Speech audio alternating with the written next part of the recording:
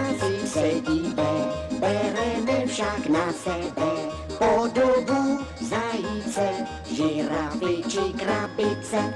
To je pěkná směsice.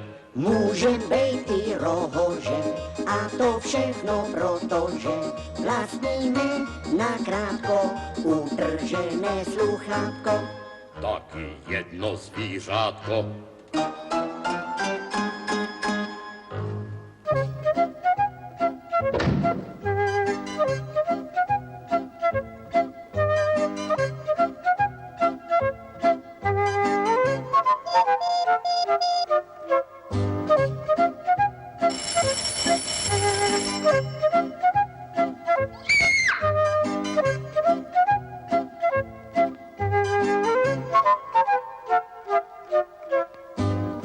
Jednou vyprávěla soudružka učitelka dětem, že pánem tvorstva je člověk, že je hlavou rodiny všech bytostí na naší planetě.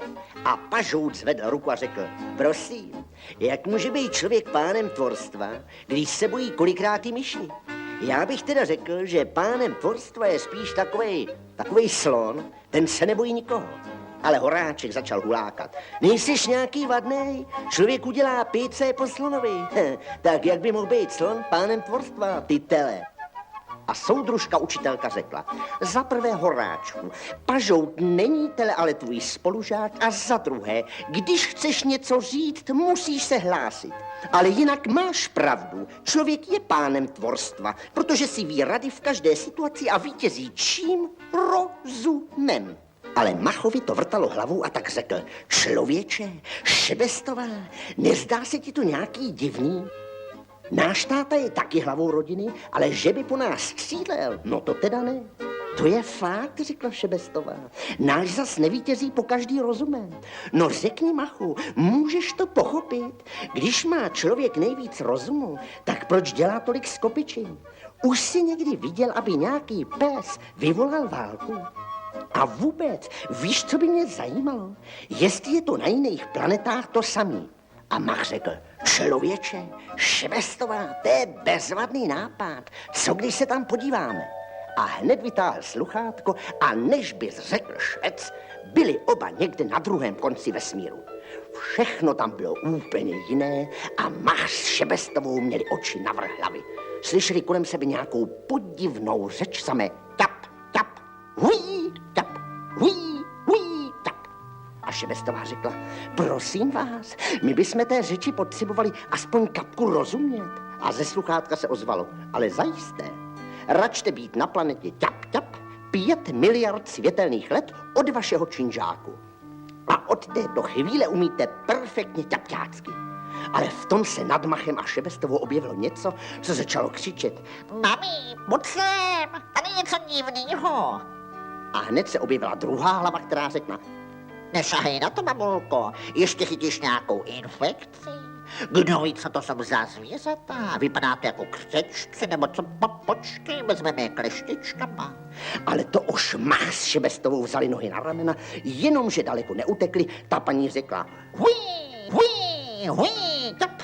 a než by řekl popel, bylo po útěku.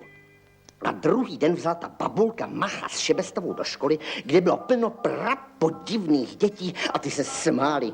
To jsou ale legrační zvířátka. Jaké mají malé čumáčky, vidíte, paní učitelko. Ale paní učitelka řekla, No labic, děti, slyšíte, že zvoní. Z labic to uvidíte mnohem líp.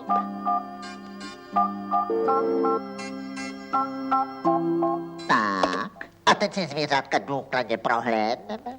a prohlížela si Macha a Šebestovou, funila na ně a nakonec řekla, Děti, to jsou vzácné exempláře neznámých živočichů.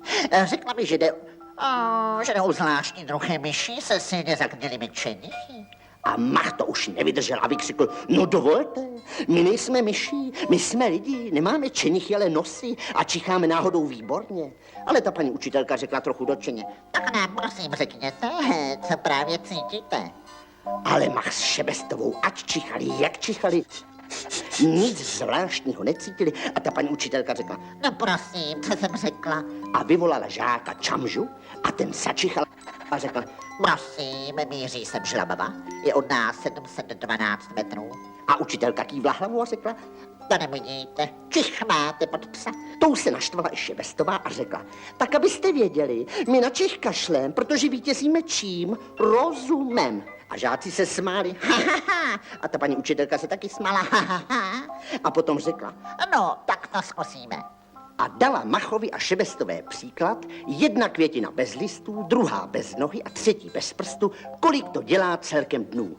A Mach s Šebestovovali, to je přece nesmysl, co pak to jde vypočítat? Ale ta paní učitelka řekla, To se ví, že to jde, máte na to minutu. Hezky se soustřeďte, vytvořím vám podmínky. a Mach řekl, poslouchej, Šebestová, člověk si přece ví rady v každé situaci, což zavolat naši soudružku učitelku, aby nám pomohla.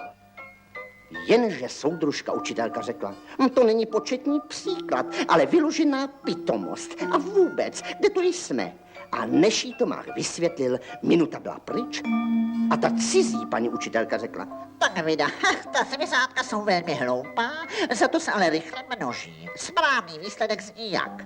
a babulka řekla, Jedna květina bez listů, druhá bez nohy a třetí bez prstu, to máme prosím rovné 2 dny.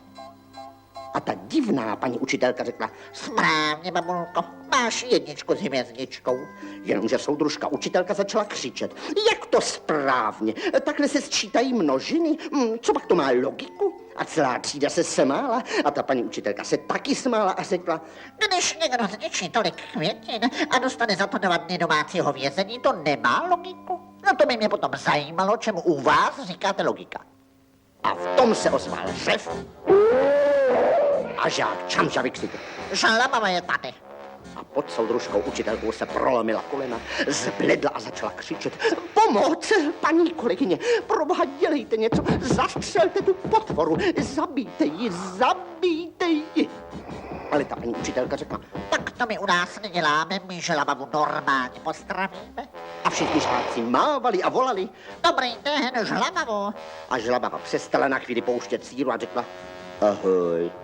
A když se potom vrátili z planety Ťap-Ťap a vyprávěli si zase o člověku, řekla soudružka učitelka, opravte si v sešitech, co jsem vám řekla posledně. Člověk je sice pánem tvorstva, ale to ještě neznamená, že je moudrým pánem tvorstva. To bude tehdy, až bude chránit všechno živé, až se stane nejlepším kamarádem zvířat a celé přírody. A když potom šli ze školy, Mach řekl, člověče, Šebestová, my budeme určitě správnými pány tvorstva, protože Jonatán je už dnes náš nejlepší kamarád.